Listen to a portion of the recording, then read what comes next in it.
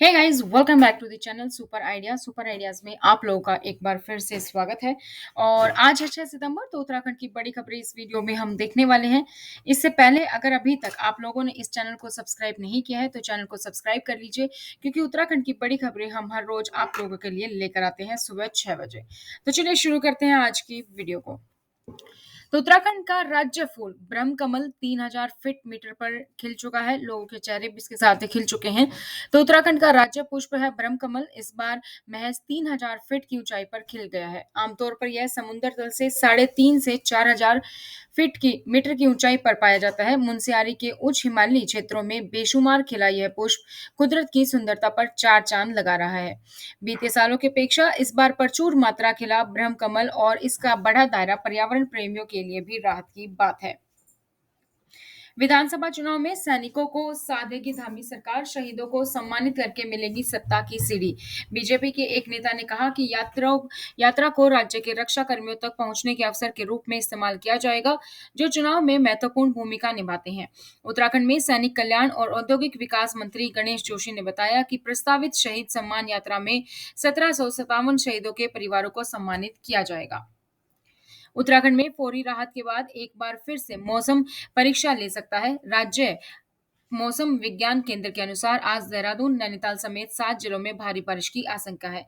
अन्य जिलों में भी गरज के साथ बौछारें पड़ने की आशंका है। बच्चों में पढ़ने की आदत विकसित करेगी शौर्य की कोरोना वॉरियर्स पुस्तक। मुख्यमंत्री पुष्कर सिंह धामी ने उत्तराखंड के युवा बाल साहित्यकार ललित शौर्य की पुस्तक कोरोना वॉरियर्स को विमोचन किया।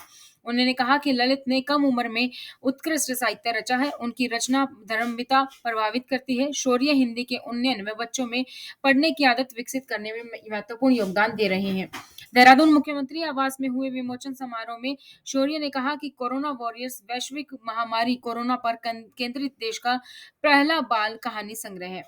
इससे बच्चों व बड़ों की कहानी के माध्यम से कोरोना से बचने व कोरोना काल में किए जाने वाले व्यवहार के बारे में जानकारी दी गई है।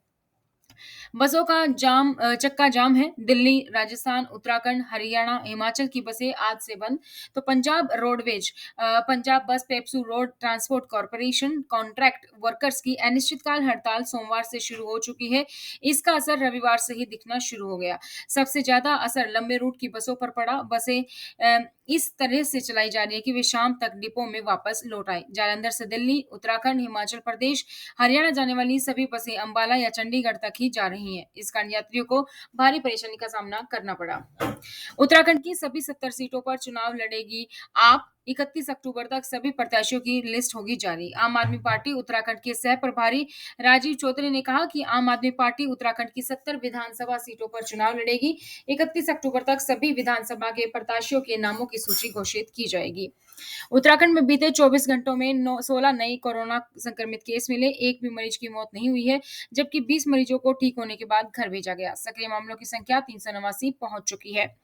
उत्तराखंड में 20 आईपीएस अधिकारियों का तबादला। जन्मेजय खंडूड़ी बने हैं देहरादून के नए कप्तान।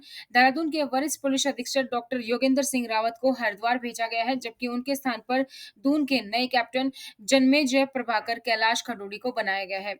खंडूड़ी कमांडेंट 40वीं पीएसी और वरिष्ठ पुलिस अधीक्षक कुंभ मेला थे। धामी सरकार में नौकरशाहों का अदला बदला अभियान जारी है। शनिवार को देर रात एक बड़े प्रशासनिक फेरबदल के तहत शासन ने भारतीय प्रशासनिक व प्रांतीय सेवाओं के 83 अफसरों का बदला किया है। टिहरी की जिलाधिकारी ईवा आशीष श्रीवास्तव को टिहरी जिला स्तरीय विकास प्राधिकरण के उपाध्यक्ष का अतिरिक्त प्रभार सौंपा गया है। सचिव कार्मिक अरविंद सिंह हांगी के ने आईएएस पीसीएस अफसरों के तबादलों का आदेश देर रात जारी कर दिया। नोएडा से मुनि की रेती घूमने आए एयरटेल कंपनी के दल के 2 सदस्य गंगा में डूब गए। कंपनी के सेंटर हेड गंगा में आचमन के लिए उतरे थे। इस दौरान पैर फिसल गया, वे बहने लगे और सेंटर हेड को बचाने के चक्कर में कंपनी का एक मैनेजर भी तेज बहाव की चपेट में आ गया। दोनों ही नदी की तेज धारा में ओझल हो गए।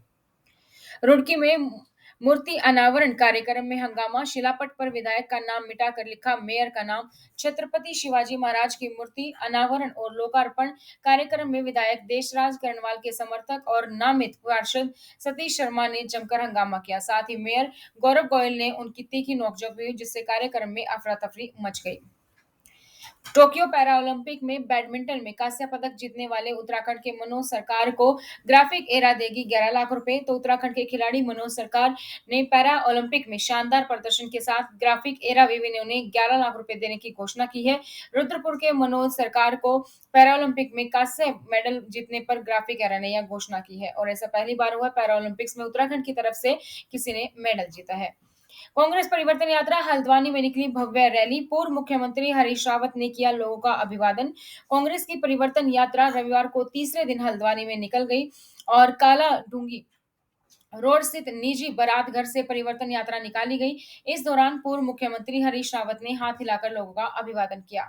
महापंचायत उत्तराखंड के किसानों ने भी बड़ी हुकार, ट्रैक्टर, ट्रॉली और निजी वाहनों से किया मुजफ्फरनगर कूच। किसानों की बैठक में मुजफ्फरनगर में होने वाली महापंचायत में अधिक से अधिक संख्या में भाग लेने को आह्वान किया गया था।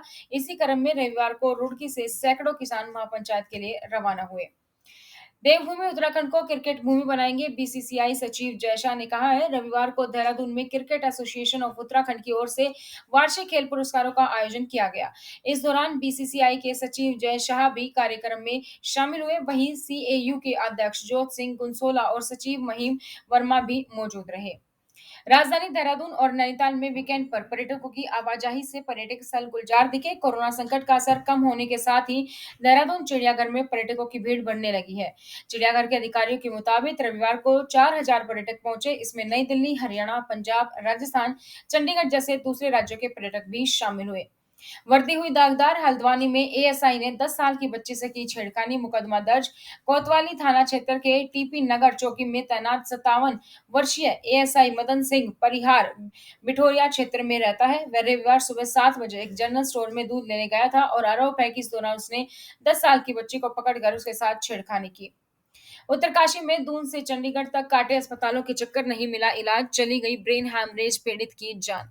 यह घटना बीते शुक्रवार की है। बिहार के लोरिया गांव निवासी कमलेश शर्मा ज्ञानसू की दुकान में कारपेंटर पर काम करता था। शुक्रवार का दिन में करीब 12:30 बजे वह अचानक बेहोश हो गया। आसपास के लोग उसे तत्काल जिला अस्पताल में लेके गए, जहां उसका इलाज नहीं हो पाया और उसे दून अस्पताल रेफर किया गया था।